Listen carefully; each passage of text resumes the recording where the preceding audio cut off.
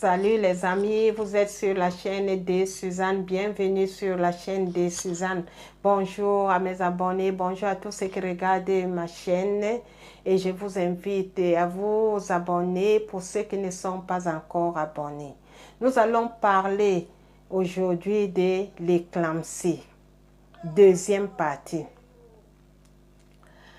Dans cette deuxième partie, nous allons voir les complications, le traitement et la prévention de l'éclampsie.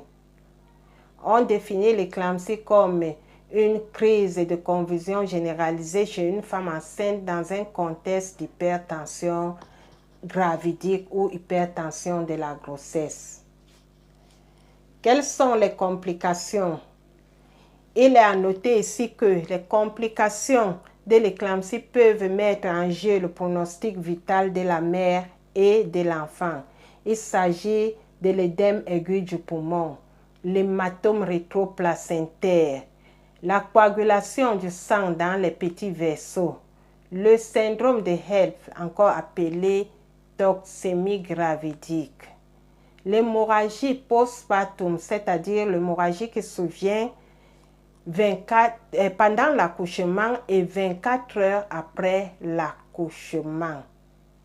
Il y a également l'hémorragie cérébrale qui est la cause principale des décès des mères.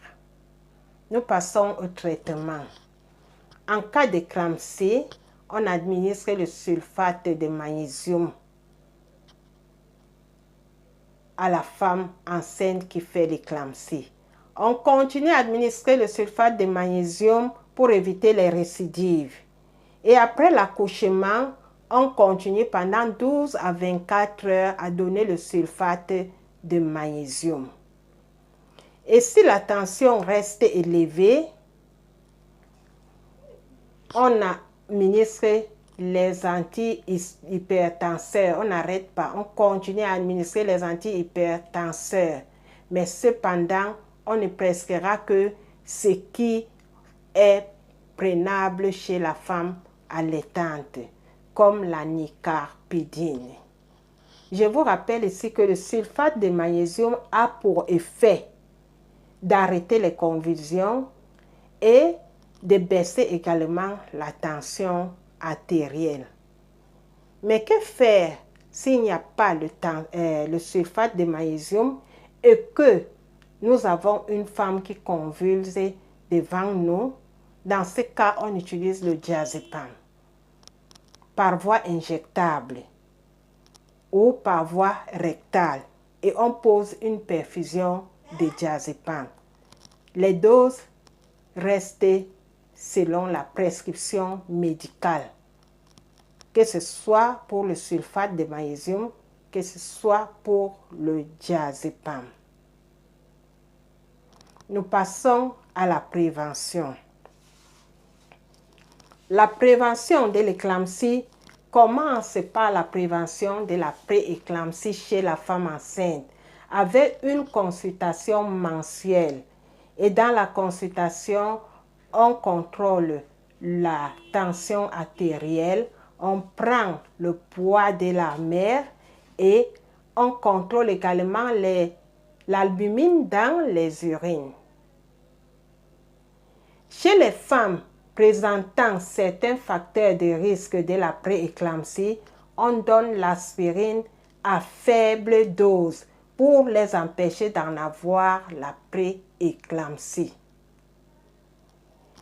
Et chez les femmes présentant la pré-éclampsie ou la pré-éclampsie sévère, on administre le sulfate de magnésium pour les empêcher de convulser.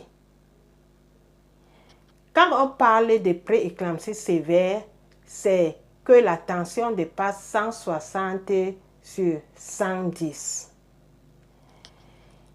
Et après l'accouchement, on donne rendez-vous à la femme à la 6e semaine de l'accouchement. Donc après la 6e semaine de l'accouchement, pour le praticien ou la sage-femme peut revoir l'accouchée. Pourquoi? Parce que pendant cette période-là, la femme peut également faire l'éclampsie. Maintenant, vous connaissez tout sur l'éclampsie. Vous connaissez tout. Et si vous avez écouté jusqu'à la fin, c'est que le sujet était vraiment intéressant. Pour ceux qui ne sont pas abonnés, je vous invite à vous abonner et de partager également pour pouvoir aider ceux qui sont encore dans l'ignorance, parce que beaucoup sont dans l'ignorance. Ils ne connaissent même pas, ils n'ont même jamais entendu parler de la pré-éclampsie ni de l'éclampsie. N'oubliez pas de liker. Et si vous avez les questions, je les attends. N'hésitez pas de les mettre en commentaire. Je vous demande de prendre soin de vous et à la prochaine vidéo. Bye bye.